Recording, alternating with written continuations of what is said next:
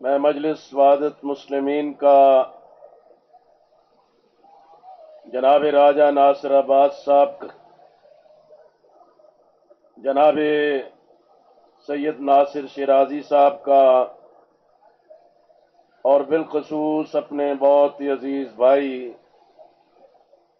اسد عباس نقوی صاحب کا اور ان کی پوری ٹیم کا شکر گزار ہوں، جنہوں نے گزشتہ کئی سالوں سے اس پروگرام کی ترتیب اور اس کے انعقاد کے لیے ہمیشہ بہت محنت سے کام کیا، اور ہمارے لیے یہ امر بہت ہی باعث تعجب ہے کہ اسلام آباد میں حکومت کی طرف سے پیغمبر اعظم صلی اللہ علیہ وسلم کانفرنس کے انتظام اور انعقاد کا متعین جگہ کے لیے این او سی نہ دیا۔ میں اور تو کچھ نہیں کہتا، لیکن وزیر داخلہ جناب سید محسن علی نقوی صاحب، آپ حکمرانوں کو تو خوش کر لیں گے، لیکن آخرت میں اللہ کی بارگاہ میں اور رسول اللہ صلی اللہ علیہ وسلم کی عدالت میں آپ کس طرح جواب دہ ہوں گے؟ میرے بھائیوں اور میری بہنوں، نبی مہربان صلی اللہ علیہ وسلم کے حوالے سے علماء کرام نے، خطیبان اسلام نے بہت ہی شاندار گفتگو کی ہے۔ میرا خیال اور خواہش تھی کہ میں آخر تک یہاں موجود رہتا، لیکن رات سے شدید بخار اور فلو کا حملہ تھا، لیکن جناب اسد عباس نقوی صاحب کی محبت کھینچ لائی۔ میں چند باتوں پہ عرض کرنا چاہتا ہوں۔ پیغمبر اعظم صلی اللہ علیہ وسلم کی ذات گرامی اللہ کی توحید کے بعد پوری امت کی وحدت کا مرکز ہے، اور ختم نبوت اس پوری امت کے لیے اتحاد کا آثار ہے۔ اگر اس آثار کو کوئی توڑ دے تو یہ امت پہلے ہی بکھری ہوئی ہے، لیکن اس کی بنیاد کمزور کر دی جائے تو یہ ملت اسلامیہ کے لیے ایک بہت بڑی آزمائش ہوگی۔ میں یہی بات عرض کرنا چاہتا ہوں۔ ہمارے ملک میں سیکولر طبقہ، لا دین طبقہ، مادر پدر آزاد طبقہ، مغرب کا ذہنی غلام طبقہ، جو اسلام اور قرآن و سنت کے اس پیغام کی بجائے اپنی طاقت کا مرکز اور محور کہیں اور سمجھتے ہیں۔ اس لیے ہمیشہ ہماری وہ بنیادیں جو ہمیں جوڑتی ہیں، اکٹھا کرتی ہیں، متحد رکھتی ہیں، ان پر بار بار حملہ کیا جاتا ہے۔ یہ تازہ حملہ یہ مبارک ثانی قادیانی کیس میں تھا۔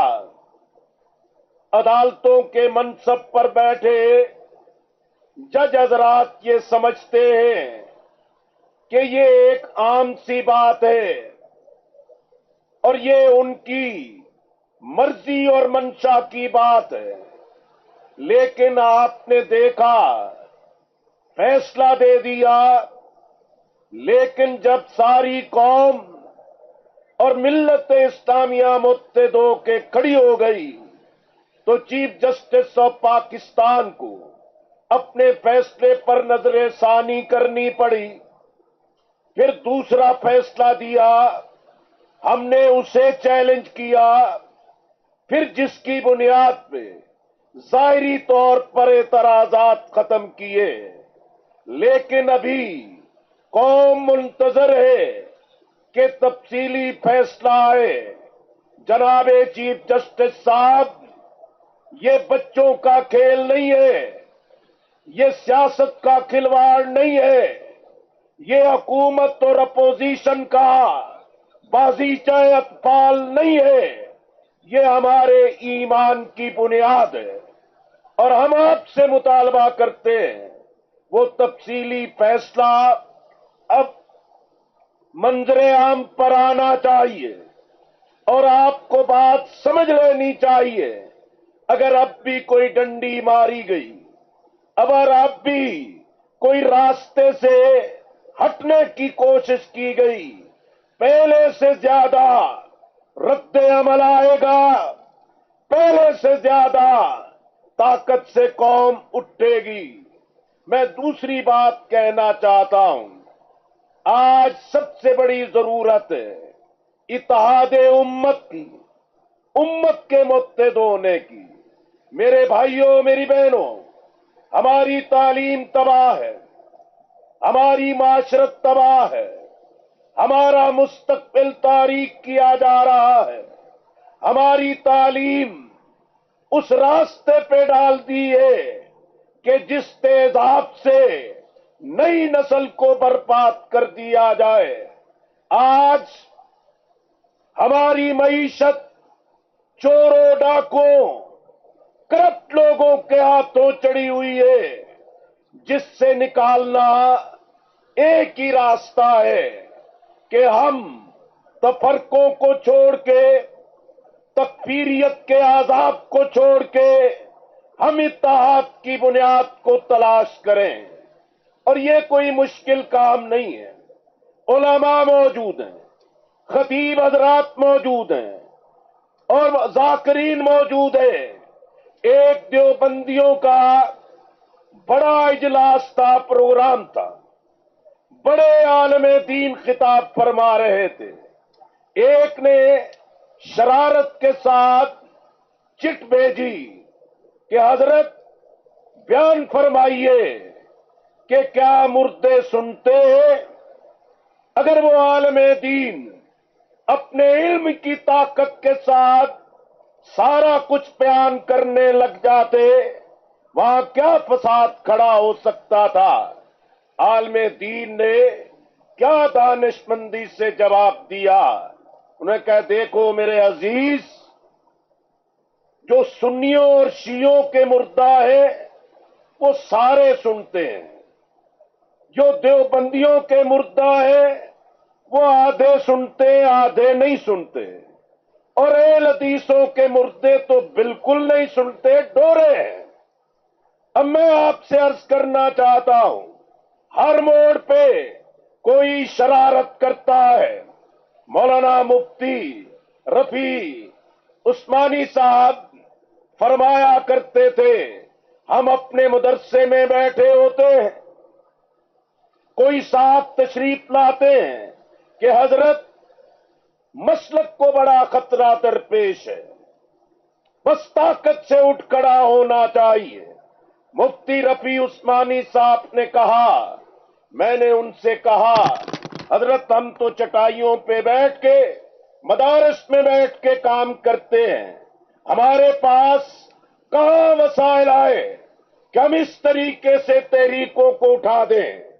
تو وہ صاحب یہ کہتے، حضرت مسلک کو بچائیں، پیسے کی فکر نہ کریں، وسائل مہیا کر دیں گے. میں سمجھتا ہوں ہر مسلک کے عالم دین، ہر مسلک کے رہنما، ہر مسلک کے خطیب حضرات، ذاکرین، نعت خوان اس بات کو سمجھے کہ اللہ کے دین کی محبت کی بنیاد پر ہمیں اتحاد امت کا راستہ اختیار کرنا چاہیے. میرے عزیزوں، میرے بھائیوں، ہم نے اس پورے عالم اسلام کو ایران پول میں، سعودی عرب پول میں تقسیم کیا ہے۔ کوئی ایران کی حمایت کرتا ہے، کوئی سعودی عرب کی حمایت کرتا ہے۔ دونوں کی حمایت سے ممکن ہے لوگوں کے مقاصد پورے ہوتے ہوں، لیکن اس کی بنیاد پہ امت ریزہ ریزہ ہو رہی ہے، امت تباہی سے دو چار ہو رہی ہے۔ آج غزہ میں، ارض انبیاء میں، قبلہ اول میں، بیت المقدس میں کیا خون کی ہولی کھیلی جا رہی ہے۔ 43,000 انسان شہید ہو گئے، 1,00,000 بدترین طریقے سے زخمی کر دیے گئے، لیکن ان کی استقامت دیکھیں، تقوی دیکھیں، گھر کے ملبے کے ڈھیر پر بیٹھ کے وہ روزہ بھی رکھتے ہیں، افطار بھی کرتے ہیں، تراویح بھی پڑھتے ہیں۔ بچہ زخمی ہوتا ہے، اینستھیزیا موجود نہیں، وہ کہتا ہے کہ ڈاکٹر صاحب آپ آپریشن کیجئے، میں قرآن پڑھتا جاؤں گا، مجھے تکلیف نہیں ہوگی۔ آج یہ کیفیت ہمیں محسوس کرنی چاہیے۔ لبنان میں جو ایک تازہ واردات ہے، لبنان میں جس طرح یہ ظلم کا راستہ کھولا جا رہا ہے، میں عالم اسلام کے ہر ملک سے کہتا ہوں، یہ ظلم، یہ صہیونیت کا ظلم یہاں نہیں رکے گا، یہ سب کو اپنی لپیٹ میں لے گا۔ آج وقت ہے ہم اتحاد امت کے جذبے کے ساتھ مظلوموں کے درد کو سمجھیں، مظلوموں کے پریشانی کو سمجھیں۔ صہیونیت جس کی سرپرستی امریکہ، برطانیہ، یورپ کرتا ہے، مقصد یہی ہوتا ہے عالم اسلام منتشر ہو، عالم اسلام بام دست و گریباں ہو، اور اس انتشار پہ وہ اپنا کھیل کھیلنا چاہتے ہیں۔ میں قائدین سے درخواست کروں گا، 7 اکتوبر طوفان الاقصی، صہیونیت کے ظلم کے 1 سال کی تکمیل ہو رہی ہے۔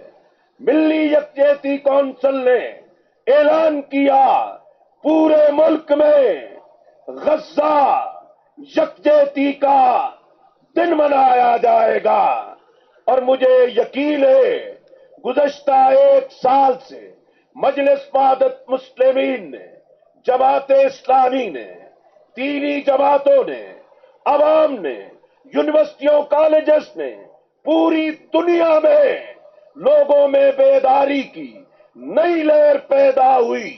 7 اکتوبر انشاءاللہ ایک نئی تاریخ کا باب کھولے گا۔